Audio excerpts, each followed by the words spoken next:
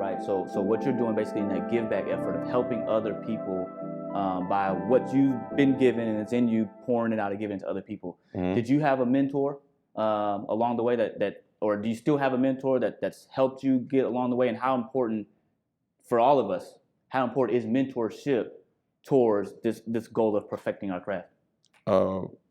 When certain people don't allow you to make them your mentor, then you just take it from them.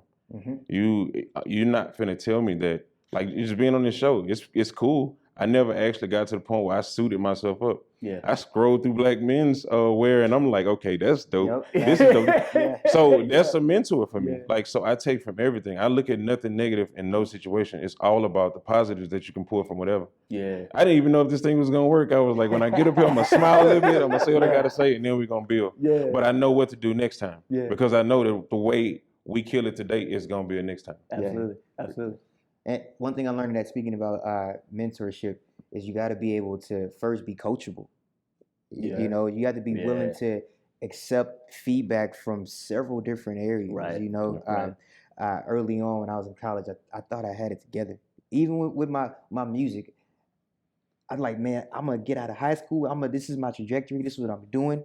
You know, and I never expected to be where I am today. You follow me? Mm-hmm. Kind of to pivot from that, I had an internship that I took right out of college, right? I said, okay, boom, I'm gonna take this internship. I've now been on that job for 12 years, you know, and I'm in a role to where that's helping me in my entrepreneurial journey. It's helping me with my artistry. It's helping me in so many different levels. Yeah. And I learned early on, you have to walk with kings but never lose a common touch. Mm-hmm. You know, so although my job may seem so menial to them, and like it may be a drop in the bucket to somebody, I'm treating like it's gold. Absolutely. And the people that I work with and that work with me, I treat them like they're gold because therein lies my blessing. Yeah, absolutely. I love it.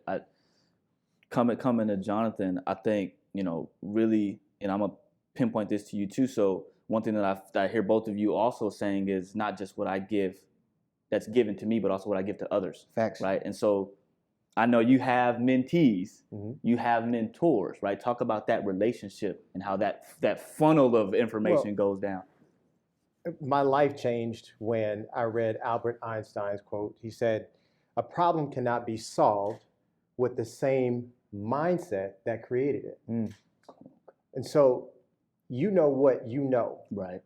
And you're doing the best that you can.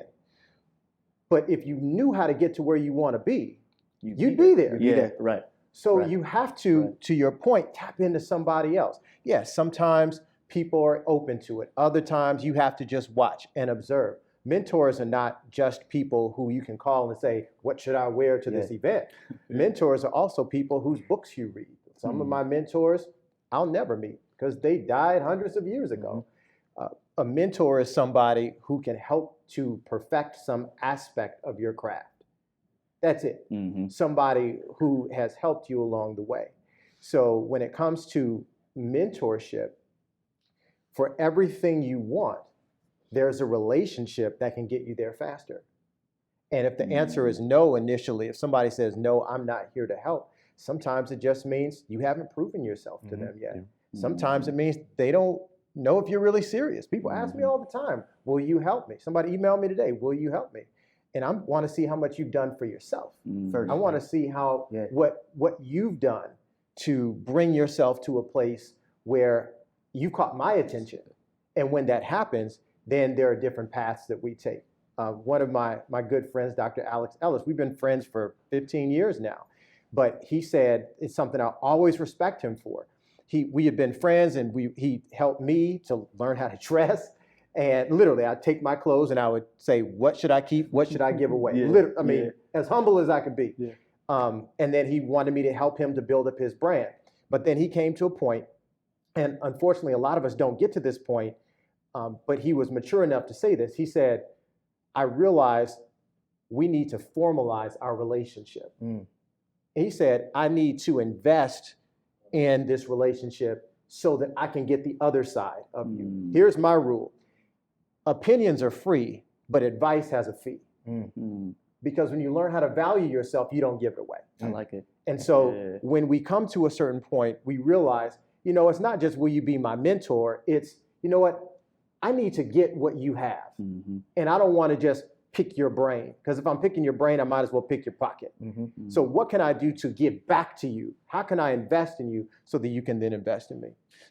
To that, for somebody that's looking like and listening to that and say, okay, that's a great point. So how should I approach it? Would you say they need to be more pointed in saying, okay, this is what I'm looking to learn.